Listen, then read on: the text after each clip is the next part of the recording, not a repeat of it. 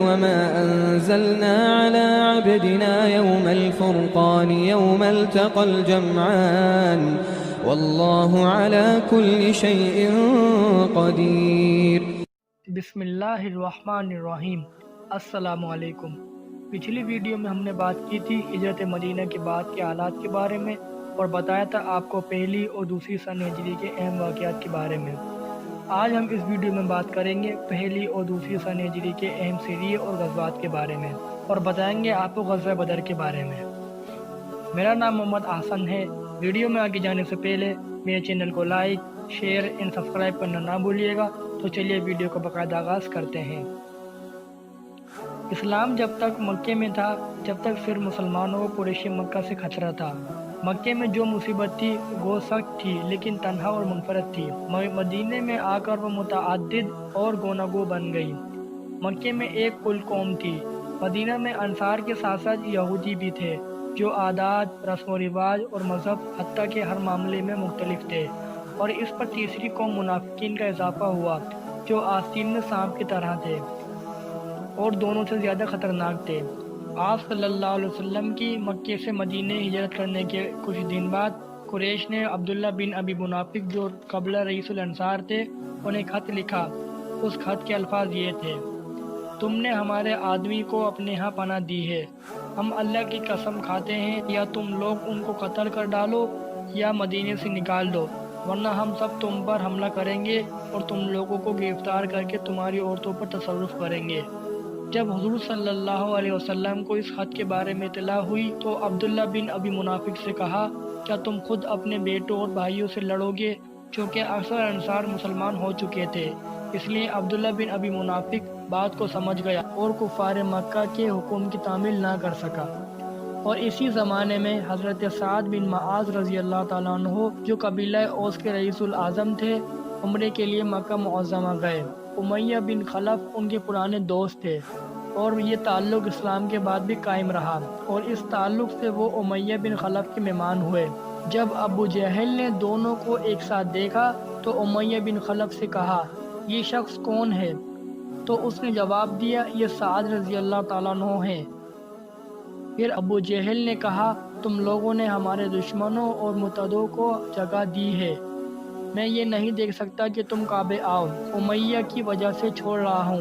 تو پھر حضرت سعد رضی اللہ تعالیٰ عنہ نے کہا: اگر تم نے ہم کو حج سے روکا تو ہم تمہارا مدینے کا راستہ روک دیں گے، یعنی شام کا تجارتی راستہ. پھر جیسے کہ کفار مکہ نے عبداللہ بن ابی منافق کو مدینے پر حملہ کرنے کی دھمکی دی تھی اس کی تیاری کرنے لگے. کافی مدت تک یہ حال رہا تھا کہ آپ صلی اللہ علیہ وسلم راتوں کو جاگ جاگ کر بسر کرتے تھے. اس طرح سریے اور غزوات کا آغاز ہوتا ہے. سن 2 ہجری میں آپ صلی اللہ علیہ وسلم نے 3 سریے روانہ کیے.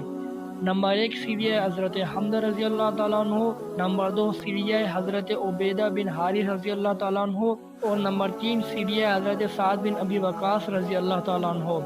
لیکن ان میں کسی مہم میں کوئی کشت و خون نہیں ہوا.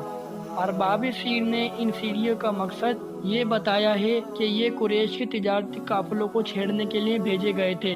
حضرت سعد رضی اللہ تعالیٰ عنہ کی تحدید کے مطابق کفار مکہ کی شامی تجارت کو بند کرنا تھا. مدینے کے اطراف میں جو مہمیں بھیجی گئیں ان میں سب سے پہلے جہینہ کا قبیلہ تھا. جہینہ کا قبیلہ مدینہ سے 3 منزل پر آباد ہے. ان سے معاہدہ ہوا کہ وہ فریقین سے یکساں تعلقات رکھیں گے، یعنی دونوں سے الگ رہیں گے. سفر ہی کے مہینے میں آپ صلی اللہ علیہ وسلم 60 مہاجرین کے ساتھ مدینے سے نکلے اور مقام ابا تک گئے جہاں آپ صلی اللہ علیہ وسلم کی والدہ ماجدہ حضرت بی بی آمنہ رضی اللہ تعالیٰ عنہ کا مزار ہے. ابا کا صدر مقام فرا ہے جو ایک وسیع قصبہ ہے اور جہاں قبیلہ مزینہ آباد ہے اور جو مدینہ سے تقریباً 8 منزل پر ہے. یہ مدینہ کی آخر سرحد ہے. ان کے اطراف میں قبیلہ بنو زمرہ بھی آباد ہے. آپ صلی اللہ علیہ وسلم نے چند روز وہاں قیام فرما کر بنو زمرہ سے معاہدہ کیا جن کا سردار مخشی بن عمرو زمری تھا. اس معاہدے کے الفاظ یہ تھے: یہ محمد صلی اللہ علیہ وسلم کی تحریر ہے. بنو زمرہ کے لیے ان لوگوں کا جان و مال محفوظ رہے گا اور جو شخص ان پر حملہ کرے گا اس کے مقابلے میں ان کی مدد کی جائے گی. جمادی الثانی یعنی اس واقعے کے کچھ 2.5 مہینے بعد آپ صلی اللہ علیہ وسلم 200 مہاجرین کے ساتھ مدینے سے نکلے۔ مقام ذوالعشیرہ پہنچ کر بنو مدلج سے معاہدہ کیا۔ چند روز بعد رجب 2 ہجری میں آپ صلی اللہ علیہ وسلم نے حضرت عبداللہ بن حجش رضی اللہ تعالیٰ عنہ کو 12 آدمیوں کے ساتھ بطن نخلہ کی طرف بھیجا۔ یہ مقام مکہ اور طائف کے بیچ میں ہے۔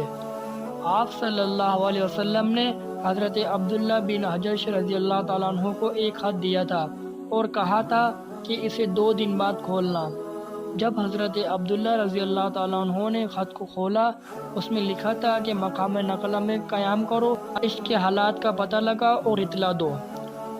پھر ہوا یہ کہ قریش کے چند آدمی شام سے تجارت کا مال لا رہے تھے۔ پھر حضرت عبداللہ بن حجش رضی اللہ تعالیٰ عنہ نے ان پر حملہ کیا۔ ان میں سے ایک شخص عمر بن حضرمی مارا گیا اور 2 آدمی گرفتار ہوئے اور مال غنیمت ہاتھ آیا۔ جب حضرت عبداللہ بن حجش نے یہ واقعہ مدینے میں آ کر بیان کیا اور مال غنیمت کی چیزیں پیش کی تو آپ صلی اللہ علیہ وسلم نے ارشاد فرمایا کہ میں نے تمہیں یہ اجازت نہیں دی تھی، اور مال غنیمت بھی قبول کرنے سے انکار کر دیا۔ جو لوگ گرفتار اور قتل ہوئے وہ بڑے معزز خاندان کے لوگ تھے۔ عمر بن حضرمی جو قتل ہوا تھا عبداللہ حضرمی کا بیٹا تھا، جو حرب بن امیہ یعنی حضرت امیر معاویہ رضی اللہ تعالیٰ عنہ کے دادا کا ساتھی تھا۔ اس واقعے سے ان لوگوں میں جوش و ولولہ پیدا ہو گیا اور ان میں انتقام خون کی بنیاد پڑ گئی۔ اسی طرف ابو سفیان کا تجارتی قافلہ جو مکے سے شام کی طرف جا رہا تھا تو حضور صلی اللہ علیہ وسلم اس کے تعاقب میں نکلے، لیکن وہ نکل بھاگے۔ لیکن جب وہ واپس آ رہے تھے تو 50,000 دینار کا سامان ان کے ساتھ تھا، اور پھر انہیں خطرہ محسوس ہوا کہ حضور صلی اللہ علیہ وسلم اور ان کے ساتھی ہمیں لوٹیں گے اور ہم پر حملہ کریں گے، ہمارا راستہ بھی روکیں گے۔ تو پھر انہوں نے ایک سوار بھیجا مکے کی طرف اور کہا کہ کہہ دو اہل مکہ کو کہ ہمارے قافلے کو حضور صلی اللہ علیہ وسلم سے خطرہ ہے اور مدد بھیجو۔ اور ادھر انہوں نے جو آرام راستہ تھا وہ بدر سے ہو کر گزرتا تھا، اس کو چھوڑ کر ساحل سمندر کے ساتھ نیچے سے ہوتے ہوئے نکل گئے۔ ایک طرف تو عمر بن حضرمی کے قتل کے انتقام کے لیے کفار مکہ انتقام کے انتظار میں تھے کہ دوسری طرف سے یہ خبر اور آ گئی تو کفار مکہ جوش و ولولہ ہو گئے اور ابو جہل کی قیادت میں 950 یا 1000 کی تعداد میں مکے سے نکلے۔ اور پھر 12 رمضان سن 2 ہجری میں آپ صلی اللہ علیہ وسلم 313 لوگ جن میں 82 مہاجرین اور باقی انصار تھے، اور انصار میں 61 قبیلہ اوس سے اور 70 قبیلہ خزرج سے تھے، ابو سفیان کے قافلے کا تعاقب کرنے کے لیے مدینہ سے نکل پڑے، اور جس کے ہاتھ میں جو آیا اٹھا لیا۔ کسی کے پاس نیزہ تھا اور کسی کے پاس کچھ۔ ٹوٹل تلواریں 8 تھیں، گھوڑے صرف 2 تھے، جس میں ایک حضرت مقدار رضی اللہ تعالیٰ عنہ کا اور ایک حضرت زبیر بن عوام رضی اللہ تعالیٰ عنہ کا تھا۔ کیونکہ کوئی جنگ وغیرہ تو تھی نہیں، صرف ایک قافلے کا تعاقب کرنا تھا، نہ کوئی تیاری، بس ایسے ہی نکل پڑے۔ جب حضور صلی اللہ علیہ وسلم مقام صفرہ پر پہنچے تو وہاں آپ صلی اللہ علیہ وسلم پر وحی نازل ہوئی اور آپ کو اطلاع بھی پہنچ گئی کہ ابو جہل مکے سے 1000 کا لشکر لے کر چل پڑا ہے۔ اور پھر وحی کے ذریعے اللہ تعالیٰ نے یہ بھی بتا دیا کہ اب 2 شکلیں ہیں، جنوب سے مکے کی طرف سے ایک لشکر آ رہا ہے اور شمال سے قافلہ آ رہا ہے، اور میرا یہ وعدہ ہے کہ ان دونوں میں سے ایک ضرور تم کو دے دوں گا، تم کو فتح حاصل ہو جائے گی۔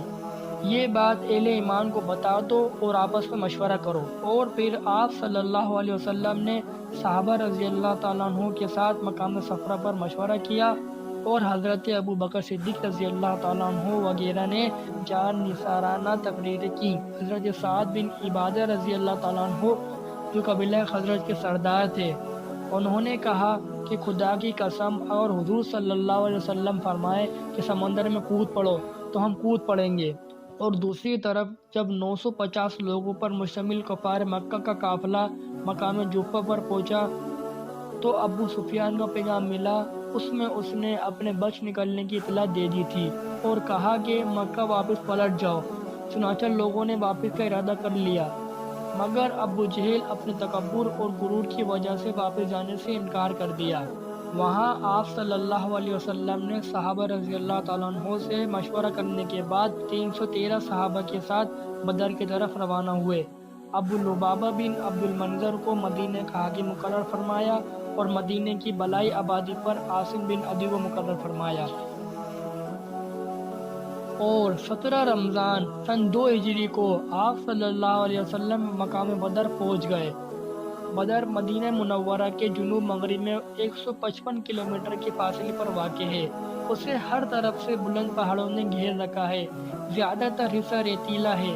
ساحل سمندر تقریباً یہاں سے 10 میل کے فاصلے پر واقع ہے۔ یہاں پانی کا ایک چشمہ ہے اور ارد گرد باغات موجود ہیں۔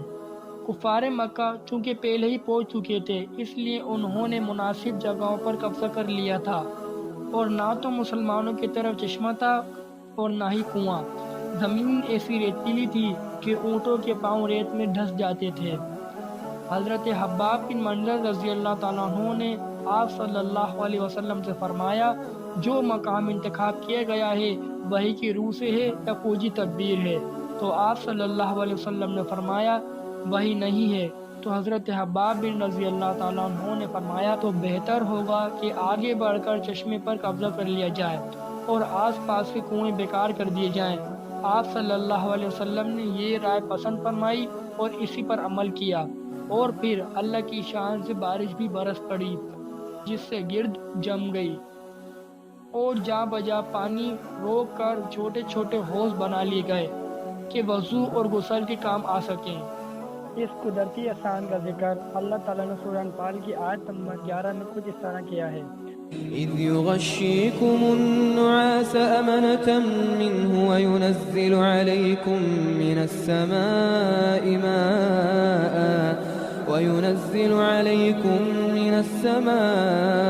ماء ليطهركم به ويذهب عنكم رجز الشيطان وليربط على قلوبكم ويثبت به الأقدام۔ ترجمہ: یاد کرو جب تم پر سے گھبراہٹ دور کرنے کے لیے وہ اپنے حکم سے تم پر گنودگی طاری کر رہا تھا اور تم پر آسمان سے پانی برسا رہا تھا تاکہ اس کے ذریعے تمہیں پاک کر دے، تم سے شیطان کی گندگی دور کر دے اور تمہارے دلوں کو مضبوط کر دے اور تمہارے پاؤں اچھی طرح جما دے۔ ویسے تو پانی پر قبضہ کر لیا گیا تھا، لیکن ساقی کوثر عام تھا، اس لیے دشمنوں کو بھی پانی پینے کی عام اجازت تھی۔ دوسری طرف قریش جنگ کے انتظار میں تھے، لیکن ان میں کچھ نیک لوگ بھی تھے جن میں حکیم بن حزام جو آگے چل کر اسلام لاتے ہیں۔ انہوں نے سردار فوج عتبہ سے کہا، قریش کا جو مطالبہ ہے وہ صرف حضرمی کا خون ہے، وہ آپ کا ساتھی تھا، آپ اس کا خون بہا ادا کر دیجئے۔ عتبہ تھوڑا رحم دل تھا، اس لیے اس نے اس رائے پر اتفاق کیا، لیکن جب عتبہ یہ بات ابو جہل کے پاس لے کر گیا تو ابو جہل نے کہا، عتبہ کی ہمت پس پڑ گئی ہے۔ عتبہ کے بیٹے ابو حذیفہ اسلام لا چکے تھے اور اس مارکے میں حضور صلی اللہ علیہ وسلم کے ساتھ آئے تھے۔ اسی بنا پر ابو جہل نے یہ بدگمانی کی کہ عتبہ اس لیے لڑائی سے جی چراتا ہے تاکہ اس پر کوئی آنچ نہ آئے۔ ابو جہل نے حضرمی کے بھائی ابو عامر کو بلا کر کہا، دیکھتے ہو تمہارا خون بہا تمہاری آنکھ کے سامنے آ کر نکل جاتا ہے۔ عامر نے عرب کے دستور کے مطابق کپڑے پھاڑ ڈالے اور گرد اڑا کر حضرمی کے نعرے لگانے لگا۔ اس واقعے نے تمام فوج میں آگ لگا دی۔ عتبہ نے جب ابو جہل کا طعنہ سنا تو غیرت سے سخت برہم ہو کر کہا، میدان جنگ بتا دے گا کہ نامردگی کا داغ کون اٹھاتا ہے۔ دوسرے دن صبح ہوتے ہی آپ صلی اللہ علیہ وسلم نے صف آرائی شروع کی۔ ایک صحابی کا محمد صلی اللہ علیہ وسلم سے محبت کا عجیب واقعہ پیش آیا۔ جب آپ صلی اللہ علیہ وسلم نے صف آرائی کی تو آپ صلی اللہ علیہ وسلم کے ہاتھ میں ایک تیر کی لکڑی تھی، جس سے آپ صلی اللہ علیہ وسلم صحابہ کو صف میں آگے یا پیچھے ہونے کا اشارہ فرماتے تھے۔ جب آپ صلی اللہ علیہ وسلم حضرت سواد انصاری رضی اللہ تعالیٰ عنہ کے پاس سے گزرے تو وہ سب سے آگے نکلے ہوئے تھے، تو حضور صلی اللہ علیہ وسلم نے اس لکڑی سے حضرت سواد رضی اللہ تعالیٰ عنہ کو پیچھے کر دیا اور فرمایا صف میں برابر ہو جاؤ۔ تو حضرت سواد رضی اللہ تعالیٰ عنہ نے عرض کیا، یا رسول اللہ صلی اللہ علیہ وسلم، آپ نے مجھے تکلیف دی ہے، میں بدلہ لوں گا۔ تو حضور صلی اللہ علیہ وسلم نے فرمایا، لے لو بدلہ۔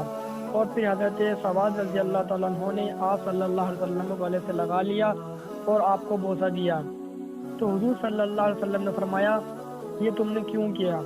پھر حضرت سواد رضی اللہ تعالیٰ عنہ نے فرمایا یا رسول اللہ صلی اللہ علیہ وسلم مجھے لگتا ہے کہ میں اس جنگ میں نہیں بچوں گا، موت قریب ہے، تو جاتے جاتے آپ کا بوسہ لینا چاہتا تھا۔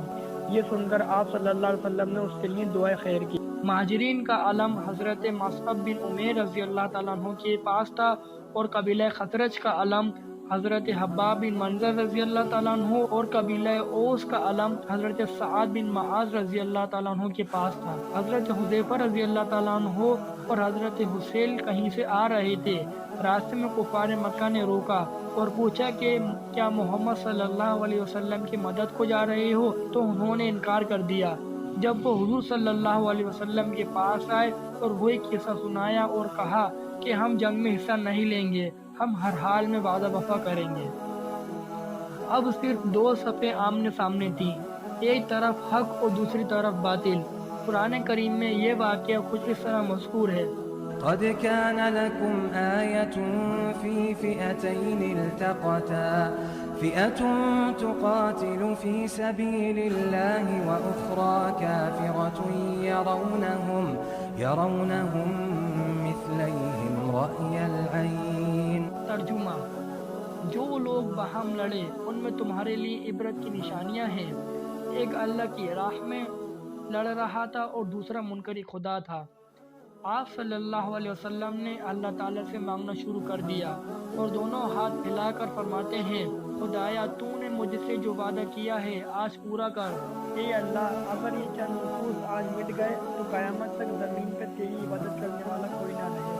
تو پھر اللہ تعالیٰ نے وحی کے ذریعے آپ صلی اللہ علیہ وسلم کو فتح کی خوشخبری دے دی اور یہ آیت نازل ہوئی۔ سيهزم الجمع ويولون الدبر۔ ترجمہ: فوج کو شکست دی جائے گی اور پشت پھیر دیں گے۔ جب فتح کی خوشخبری آئی تو حضور صلی اللہ علیہ وسلم خوشی سے لبریز ہو گئے۔ یہ بڑی آزمائش اور امتحان کا وقت تھا۔ جب مسلمانوں کی نظر قریش کی صفوں کی طرف پڑی تو دیکھا کہ انہی کے بزرگ اور ان کے قلب جگر کے ٹکڑے تلواروں کے سامنے ہیں، لیکن اسلام کی محبت نے سب رشتوں کو بلا دیا اور حضور صلی اللہ علیہ وسلم نے ایک کنکریوں کی مٹھی لے کر کفار کی طرف پھینک دی، اور کوئی ایسا مشرک نہ تھا جس کی آنکھ میں کنکریاں نہ گئی ہوں۔ یہ واقعہ سورہ انفال کی آیت نمبر 17 میں اس طرح بیان کیا گیا ہے: وما رميت إذ رميت ولكن الله رمى۔ یہ پیغمبر، جب تم نے ان پر مٹی پھینکی تھی تو تم نے نہیں بلکہ اللہ تعالیٰ نے پھینکی تھی۔ لڑائی کا آغاز کچھ اس طرح ہوا کہ سب سے پہلے عامر حضرمی، جس کو بھائی کے خون کا دعویٰ تھا، آگے بڑھا۔ اس کو حضرت عمر رضی اللہ تعالیٰ عنہ کے غلام نے قتل کیا۔ پھر عتبہ میدان میں اترا جو ابو جہل کے طعنے سے سخت برہم تھا۔ اس کے مقابلے کے لیے حضرت عوف، حضرت معاذ، حضرت عبداللہ رضی اللہ تعالیٰ عنہم نکلے۔ عتبہ نے ان سے نام و نسب پوچھا اور جب معلوم ہوا کہ انصار میں سے ہیں، پھر عتبہ نے کہا یہ ہمارے جوڑ کے نہیں۔ تو پھر حضور صلی اللہ علیہ وسلم نے ان کو پیچھے ہٹا کر حضرت حمزہ، حضرت علی اور حضرت عبیدہ رضی اللہ تعالیٰ عنہ کو آگے کیا۔ عتبہ کا کام حضرت حمزہ رضی اللہ تعالیٰ عنہ اور ولید کا حضرت علی رضی اللہ تعالیٰ عنہ نے تمام کیا۔ عتبہ کے بھائی شیبہ نے حضرت عبیدہ رضی اللہ تعالیٰ عنہ کو زخمی کیا تو حضرت علی نے آگے بڑھ کر اس کو جہنم واصل کیا۔ حضرت عبیدہ رضی اللہ تعالیٰ عنہ جب زخمی کی حالت میں حضور صلی اللہ علیہ وسلم کی خدمت میں آئے تو پوچھا کہ کیا میں دولت شہادت سے محروم رہا؟ تو آپ صلی اللہ علیہ وسلم نے فرمایا نہیں، تم نے شہادت پالی ہے۔ اور پھر قریش کی طرف سے سعید بن معاذ کا بیٹا عبیدہ میدان میں اترا۔ اس کے مقابلے کے لیے حضرت زبیر رضی اللہ تعالیٰ عنہ نکلے اور اس کا کام تمام کیا، اور اس کے بعد عام جنگ شروع ہو گئی اور دونوں فوجیں آپس میں گھتم گھتا ہو گئیں۔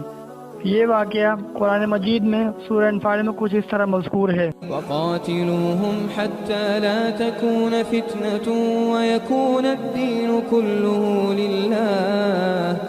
ترجمہ: اور مسلمانوں ان کافروں سے لڑتے رہو یہاں تک کہ فتنہ باقی نہ رہے اور دین پورا کا پورا اللہ کا ہو جائے۔ دو انصاری نوجوان معاذ اور معوذ ابو جہل کے طاق میں تھے، اور جب ان کی نظر ابو جہل پر پڑی تو انہیں قتل کر ڈالا۔ ابو جہل کے بیٹے اکرمہ نے عقب سے آ کر معاذ رضی اللہ تعالیٰ عنہ کے بائیں ہاتھ پر تلوار مار دی جس سے بازو کٹ گیا، لیکن معاذ رضی اللہ تعالیٰ عنہ نے اس کا تعاقب کیا لیکن وہ بچ کر نکل بھاگا۔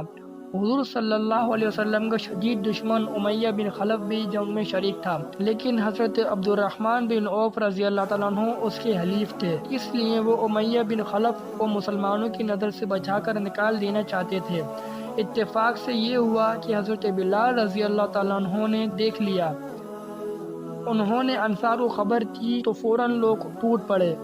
حضرت عبد الرحمن نے امیہ کے بیٹے کو آگے کر دیا، لوگوں نے اس کو قتل کر ڈالا اور پھر امیہ کی طرف بڑھے تو حضرت عبد الرحمن رضی اللہ تعالیٰ عنہ نے امیہ سے کہا کہ تم زمین پر لیٹ جاؤ، تو امیہ زمین پر لیٹ گیا اور عبد الرحمن رضی اللہ تعالیٰ عنہ ان کے اوپر لیٹ گئے تاکہ لوگ مار نہ سکیں، لیکن لوگوں نے ٹانگوں کے اندر سے ہاتھ ڈال کر قتل کر ڈالا اور اس طرح حضرت عبد الرحمن بن عوف رضی اللہ تعالیٰ عنہ کی ٹانگ بھی زخمی ہو گئی۔ ابو جہل اور امیہ کے قتل کے بعد کفار مکہ نے میدان چھوڑ دیا۔ جنگ کے اختتام پر معلوم ہوا کہ مسلمانوں میں صرف 14 مسلمان شہید ہوئے۔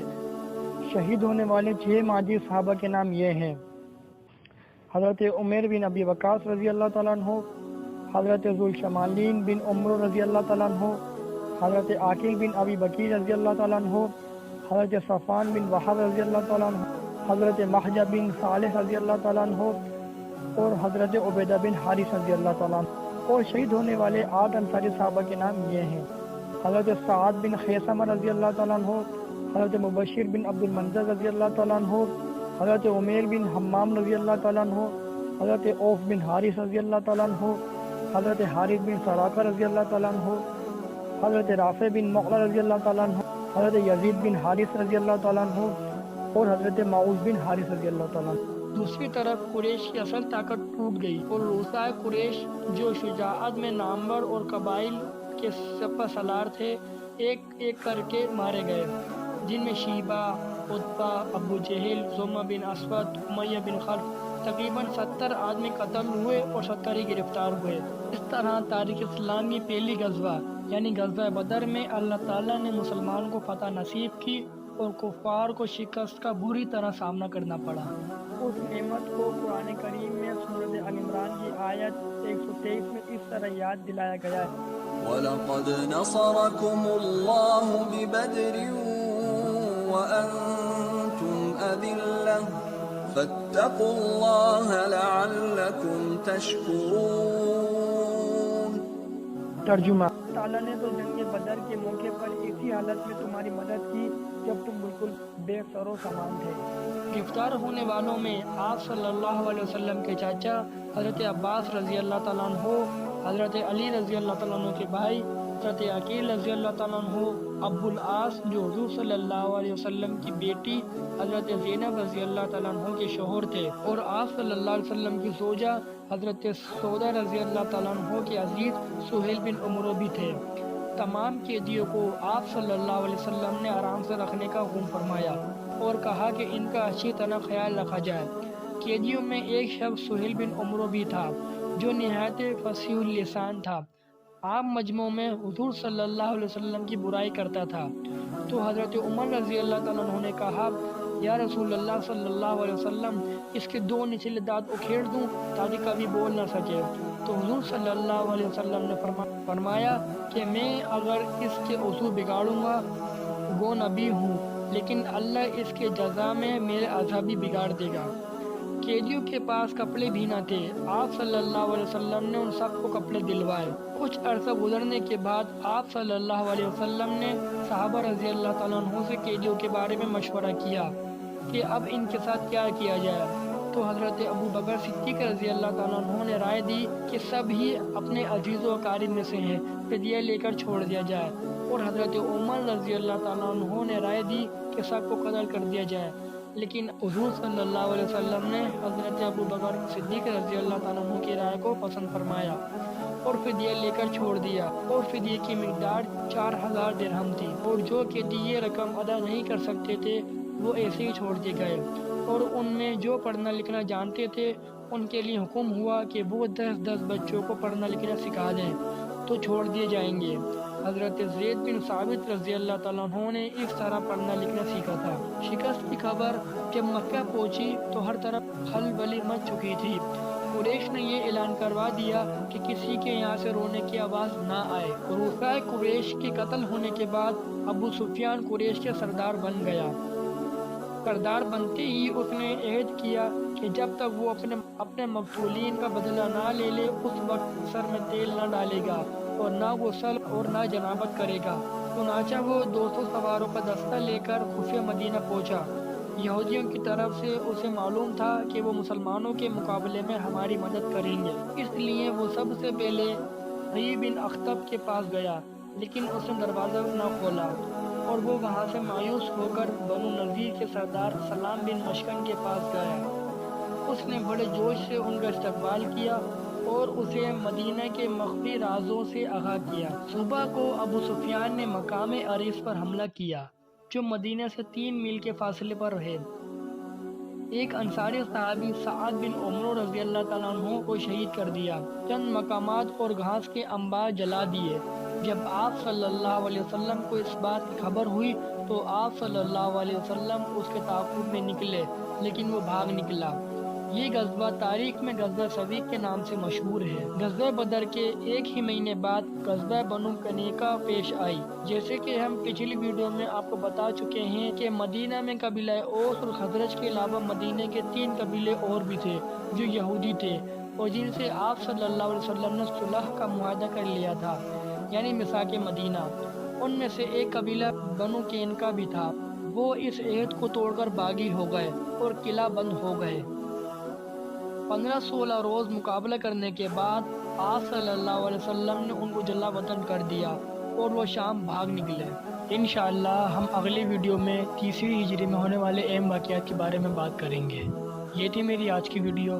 امید ہے آپ کو میری ویڈیو پسند آئی ہوگی، تو میرے چینل کو لائک، شیئر اینڈ سبسکرائب کرنا نہ بھولیے گا۔ بہت شکریہ۔